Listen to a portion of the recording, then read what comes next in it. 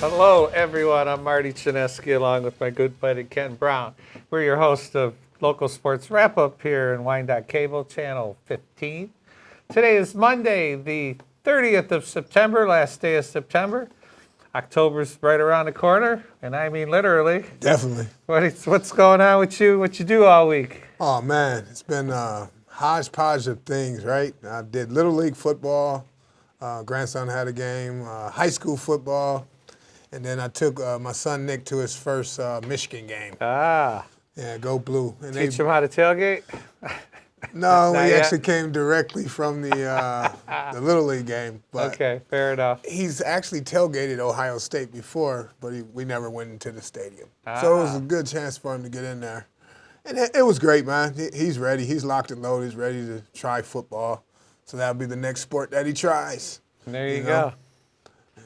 Well, good luck. You'll be the coach pretty soon then, I would imagine.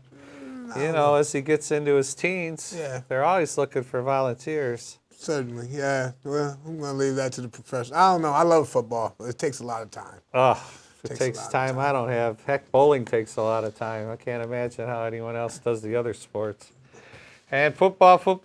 Lions are playing tonight. Big Monday game. night. Monday night football.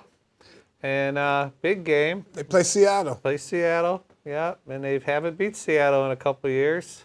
Be a good time to do that. Yeah, I'm super stoked. I'm actually going to the Seattle game next week in Seattle against the Giants. So. Yeah, you're on a road trip, man. Yeah. Gonna go to a Washington game. I was in Seattle to see Pearl Jam, and I will say that the stadium's right on the water, and people boat gate. Boat game. Yeah, they don't just tailgate. They boat gate. They get their boats right there. It's right outside the stadium. Okay. You pull up to the dock, and they're partying it up, man. Man, I can't wait. Yeah, experience it. Yeah, deep fry something. That's right. Plenty of fish around Seattle, that's for sure. And then the other stadiums are a subway ride in to, like, you know, the baseball and football stadium for the where you'll see the football game. Yeah. It's in they're right next to each other in downtown. No, I'm excited. It's supposed to be one of the loudest stadiums. You know. Tonight's going to be a loud stadium. That's what they say. Fans- You like the Lions tonight? Yes, I would love them to win tonight so that I don't have to go back to the SOL. Yeah. You know, you can't start the season out 0-2 at home. Okay, they lost that game to Tampa. It was bad that they did, but you can't be 0-2 at home to start your 2024 season. You only get 8 home games. You know? That's right. So we'll see how it goes. Good luck to the Lions. Yeah, and the Tigers play tomorrow at 2:30. Yeah, 2 afternoon games, 3 if necessary, but I see us sweeping Houston. Oh yeah. We're like butter. We're on a roll. It'll be good. And we're hot. Okay, let's get into this football thing. Scores for the week. A couple of big matches were up last week as Carlson ran into Southgate, and that was a 3-1 Southgate team, and Carlson, as they handled the Wyandotte team and the Trenton team, handled Anderson with not much problem at all, 63-13. You can see Allen Park and Edsel Ford up there, Woodhaven and Taylor, 43-7. Lincoln Park had their non-league game and won against Hamtramck, 36-12, and then Trenton, 42, Wyandotte 7. Carlson went to Southgate, and running the ball, they were 63-13.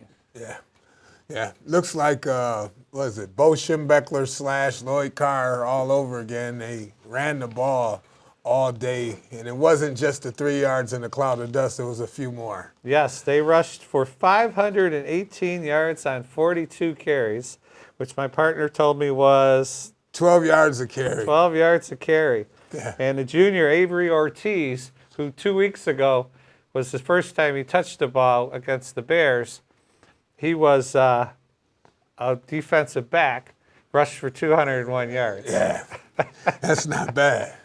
No, That's not bad, Coach, I no. can run the ball. Give me a shot. And I think to not really to be outdone, Krolak's, was his nephew? Yeah. His nephew rushed for 181 yards. He had 2 touchdowns, one for 17 and 39. As Carlson, I want to say Woodhaven. Carlson popped out the gate with 28 quick points. Bang, bang, bang every time they touch the ball. Yeah. It's nothing like getting a team down by running it down their throat, you know? Yeah, and then the Titans came back and scored first scoring drive of the game late in the first half.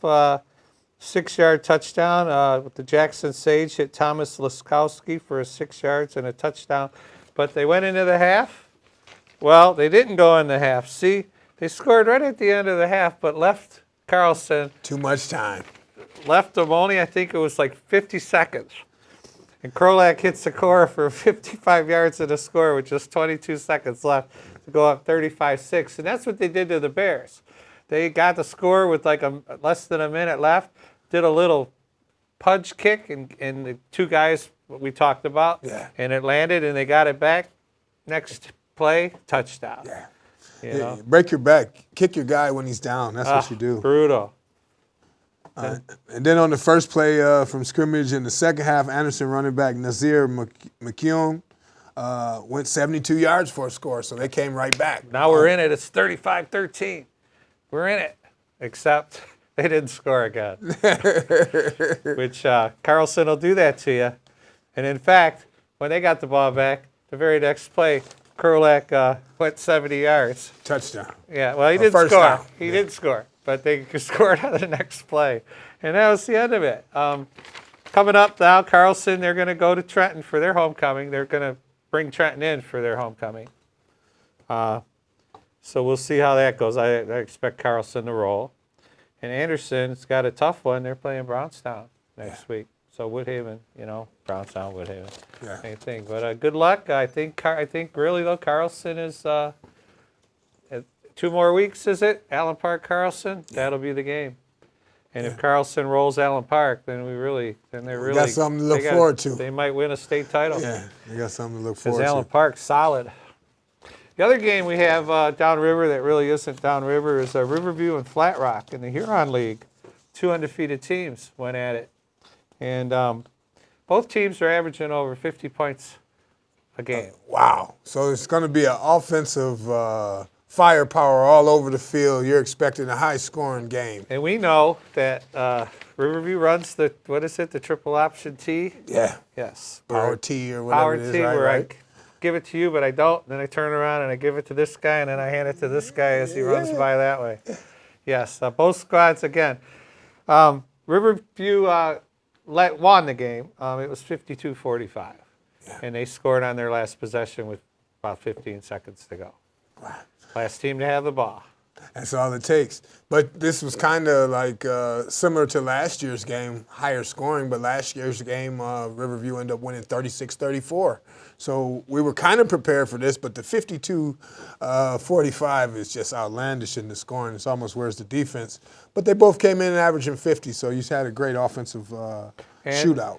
Both teams, first time they touched the ball, marched down the field and scored, except Flat Rock has extra point issues.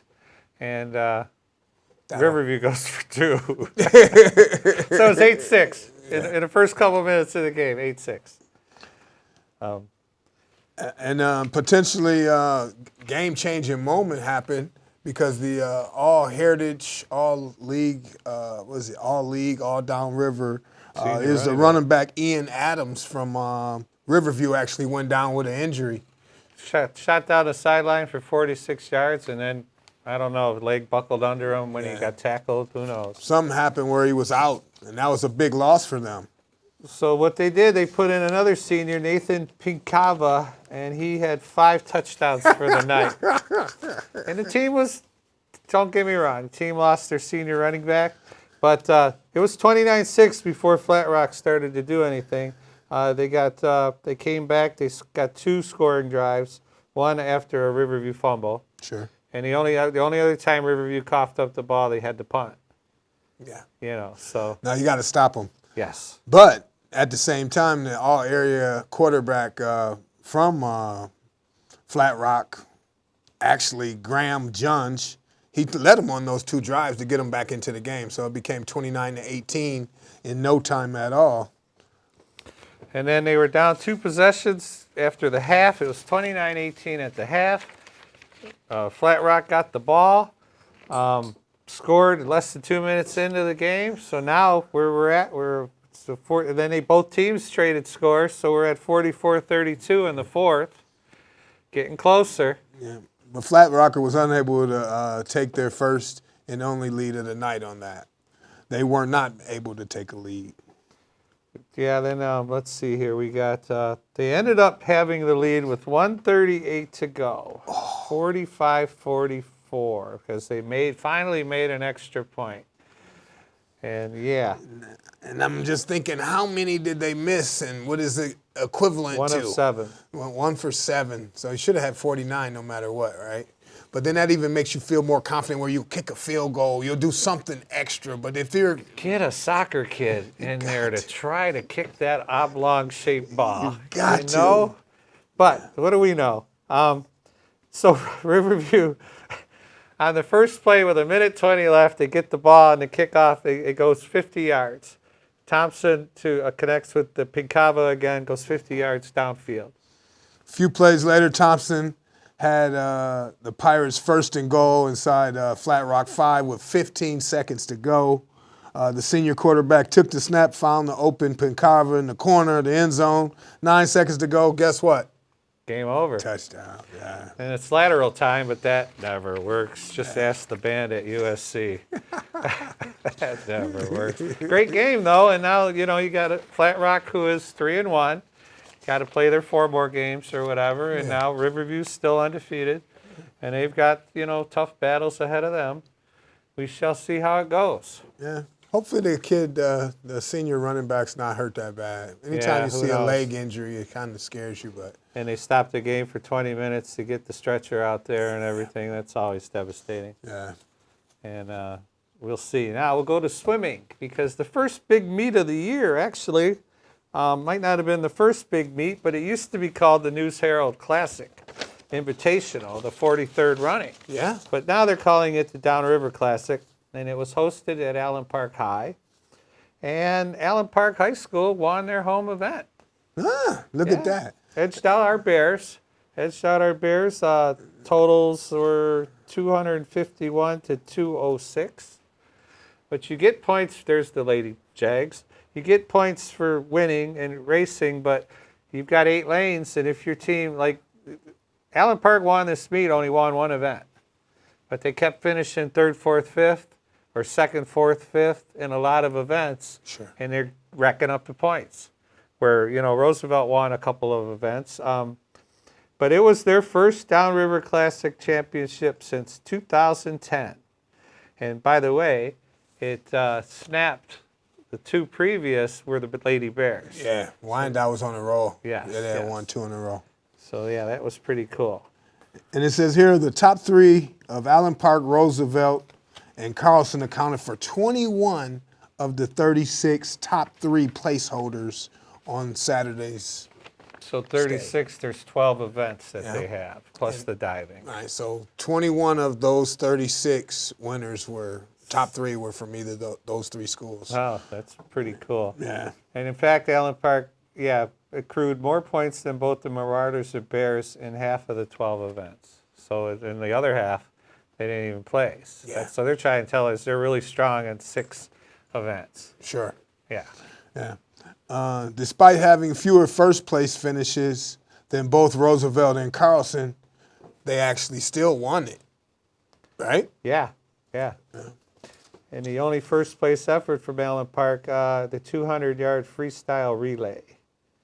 And they had 4 girls, Tyson, Maldonado, Branham, and Pauly, minute 45. That forced them to beat out our Lady Bears, Chloe Lobato, Tamara Hinojosa, Lorelei Malia, and Emily Suave, 2 seconds. 147, right there. And then right behind them, Flat Rock's Riley Chevalier, Eileen McNamara, Ashlyn Woodman, and Sophia Chan, 148, came in 3rd. So they were just back. Yeah. And you're done.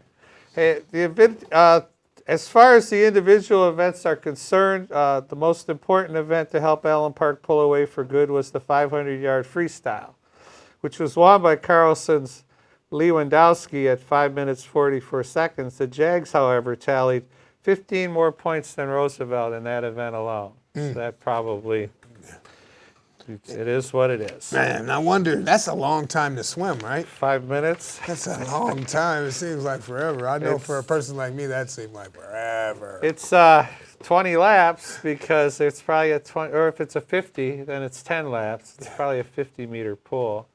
So, yeah. Back hitting that wood to tell you to go. Yeah. Yeah. No, it's a good thing.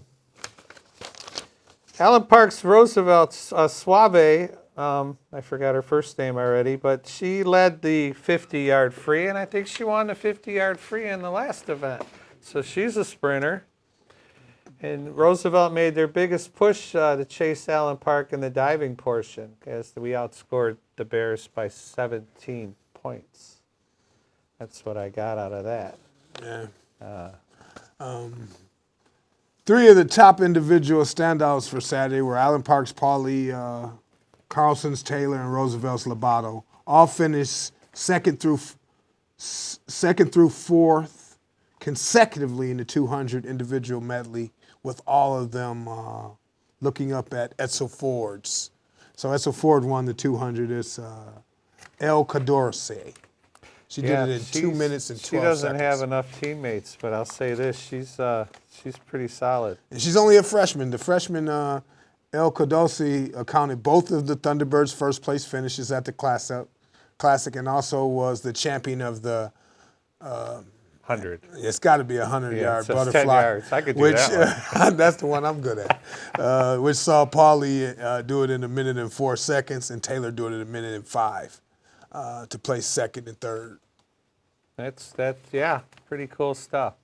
Yeah, freshman. So yeah, freshman, pretty good. So Allen Park wins the 43rd annual, what used to be the News Herald Classic. Now it's just called the Downriver Classic. Yep. And 10 schools. I think I started to have the schools on here, but I didn't. Yeah. But it's all the Downriver schools. Yeah, but you know what's cool about it, though, Coach? And I think even in the past, Wyandotte really does well in diving. So the diving helped them to make up some points in that. Roosevelt made their biggest push to chase down Allen Park in the diving portion of the meet on Saturday. The Bears outscored the Jags by 17 points in the diving, thanks to second and fourth place finishes from Joanna McCure and Emily Petty. Yeah. And then a couple events later in the 100-yard free, they got within 2 points. And put Lobato and Sauve placed in second and third. The event was won by Riverview's Livia Chaka, who later won the 100-yard backstroke as well. So they got some squids. They got some fish in that pool there. Yeah, I guess that's why they're from downriver, because they can swim. That's right. Jump in the deep end. District playoffs are starting for boys soccer. Oh. Yes, they are. And we'll go over a couple of the teams locally. I know that our coach for the Wyandotte Bears, he believes John Kaneko, he believes our Bears, I want to say Lady Bears, they're not. Our Bears are peaking at the right time. Yeah. Yeah. Go ahead. Wyandotte, they took care of Taylor 8-3. Yeah. And then who'd they play next? And then they beat up on Monroe Jefferson 8-0. Nice. So like you said, timing is everything. As the playoffs near, you want to be going, be at your strongest and at your best competitive advantage. And 2 8-point soccer outings gets them there. So now it's time for the playoffs, right? And they open against Woodhaven, no slouch. No. We'll get to that. Lincoln Park's going to start out in Division I on October 9th and 10th against Temperance, Erie Temperance, Bedford, and Taylor High is taking on Monroe High. There's a couple of tough seeds for the lower districts. Definitely. Division II. We got Southgate Anderson, 3-10 on the season. They're going up against Hamtramck, which is 5-6. Also the 9th and 10th, yeah, same weekend. Yeah, these teams will get a bye. You'll play off the side like the winners of these two games. Then you got Rouge playing Melvindale. Though Melvindale's 10-2, Rouge tough draw 1-5. Yeah, they're getting beat. Yeah, they're gonna get crushed. And then Roosevelt's taking on Brownstown in the quarterfinal number 3. That Bedford-Lincoln Park game, you get the right to play Allen Park, who's 8-2. You know, Yeah, congratulations. Lucky. Yeah, congratulations. You get to play that game. In Division One, on the 10th, Renaissance is playing Etzel Ford. Now Renaissance 1-12. That's a loss. Etzel's 12-1. Yeah. Sorry. Renaissance, yeah, that's my baby school. Yeah, they'll get dominated. Dearborn High will go. They're 8-5-1. They'll go up against Crestwood, which is 10-1-2. So Crestwood probably will march on. It's like the beginning round of the tournament. So you got some lower seeds playing some higher seeds, obviously. UAD Jesuit High School 1-7-4. That's surprising. Yeah, they're really good bowling. I know that. And they're really good basketball. But they'll play Fortson 10-2-2. That's going to be a tough draw for them. Yes, it will. And then they get that. Then they don't. But the semifinal here looks like New Boston Huron's waiting in the wings for somebody. And those games have to be at a field with lights, because I'm looking here, and the cool part is they're all playing at the same place, which is Dearborn High.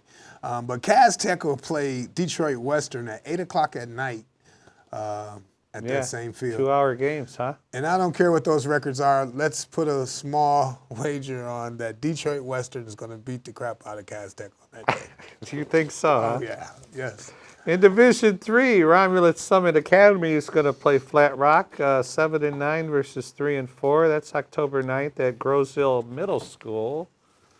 Looks like Dearborn Heights Annapolis is going to take on Riverview, 3-6 against Riverview's 8-3. And then Redford Thurston, 2-8, will get a chance to get beat up on by Divine Child. 9-6. They're 9-6. Yeah, and the only other one I have down here, quarterfinal, Trenton's playing Adrian. And lucky them, they get the right to play New Boston Huron, the winner of that game. Yeah. That won't be any good. And one more here, I got my papers mixed up, but Taylor Trillium, 1-2. They played 4 games, 1-2-1. Gabriel Richard, only 4-6 for the Catholic school. Shocking. Shocking. Hey, quietly, the underdog in that bracket, I'm thinking, is going to be Carleton Airport. Yeah? Carleton Airport, first of all, they get a warm-up game against Jefferson, who Wyandotte beat 8-0, who was 0-17 on the year. Oh, okay. And then Carleton Airport's 14-5. Now, what are you doing playing down Wyandotte success for like that? I'm just asking a question. I'm just looking at numbers. Numbers. Numbers don't lie. People No, lie. not at all. Yeah. Henry Ford Academy's got to play Livonia Clarenceville in District 44.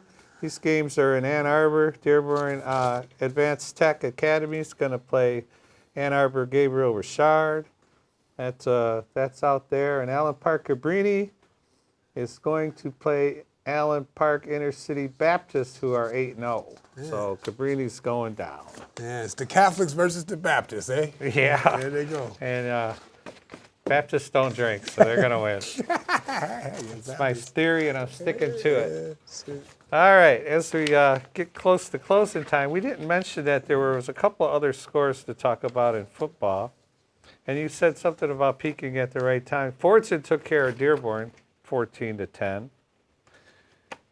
Yeah. And I'm trying to see if it's another one. Boston Huron, 31. Monroe Jefferson, 21. And I got one. Riverview Gabriel Richard beat up on the guys that I worked the golf outing with, 29-8 over Detroit Loyola. Okay. Yeah. And Cabrini took it on the chin against Royal Oak Shine, 14-7, to mix those things up. Let's talk. I mean, you talk about peaking at the right time. You know, our Detroit Tigers, playoffs, first time in 10 years. Yeah. I've been fortunate enough to, I was alive when the 68 team won the World Series. I was only 9 years old, but I remember it. Yeah. And in 1984, obviously, I was 12 years old, but I remember that well. I was very much an adult by then. That was a fun time. We were watching the game. I was bowling in a Sunday league at Fort Park Bowl in Lincoln Park, and we were all hovered around this little TV, and it was my wife, ex-wife Cindy's turn to bowl, and Gibson was up, and I said, "Oh, they're going to walk him. Go ahead and bowl." And then they didn't walk him, and he put that bomb into the right field upper deck, and that was all she wrote. Off Goose Gossage. Yes. Yeah. He's a fireballer for the Yankees. He ended up being with the Padres at that time, obviously. But no, man, it's exciting. I actually had an opportunity to go down there Thursday. Sweet. For 1 o'clock, go get a mucho nacho and just watch a little bit, you know. I like it. And they came back and won that one 4-3. And they looked like that was before they clinched, obviously, but they just look like they're putting it together, man. Just like you said, coming alive at the right time. We were at a game. Youthful. Look like they're having fun, running around. A couple Fridays fireworks a couple weeks ago, and they had a no-hitter into the last batter in the ninth, and a perfect game going through 8 or through 7.5, 8, and then the guy walked the guy and they yanked him. They didn't even let him finish his own. He only had 70-some pitches, and they still yanked him. But he had a perfect game going. He walked the guy on a full count pitch. And then the last batter, bottom of the ninth, 2 outs. Tigers are winning, and guy hits a triple down the line, just inside the line, right field line, going the other way, and breaks up the no-hitter. But Tigers are for real. Hopefully it's jump out. You know, everybody's got to play hooky tomorrow, and 2:30 start. 2:30. 2:30 start. Yeah. So I'm wearing the Astros hats to jinx them. Oh, is that what it is? Yeah, I want to do the opposite. I want the Tigers to win, so I figured if I wear my cowboy hat, and we've been That losing. doesn't work, yeah. So the Cowboys are losing. So, yeah, keep that hat on. That's good. That's good. You're doing good. No. All right, as we wrap up, I am Marty Chinesky. Next week, Ken will be in Seattle. Yeah. Enjoying the West Coast out there. Seattle's nice. Downtown, you got to throw the fish and go and all that stuff, do the touristy stuff, and it's pretty cool. I've been there with my family before, and we actually got to drive to Eugene and see the University of Oregon. Oh, okay. So, this is going to be a Seattle party. Going with all the boys. Coach, man, I'm so happy that we got a chance to do this, man. I had a buddy of mine, I was telling you before the show, Gary Smerrick, rest in peace. I went to a funeral today of a former coach with me. Good guy, man. His kid's a good guy. And so, hey, life is short. Enjoy it, okay? You know, I just spent 2 days at Cedar Point. Hollow weekends. It was fun. That's right. It was fun. Enjoy life, man. You know, you got to. Kim's like, where are we going next? Where are we going next? I said, wherever you want, honey. Just throw a dart up at the map. That's right. Like when we were kids. It goes full circle, huh? That's right. That's right. All right, everyone. I'm Marty. That's Ken. We will see you next week. Thanks for watching. Rest in peace, Coach. Go Tigers. Lions, too. Lions, yeah.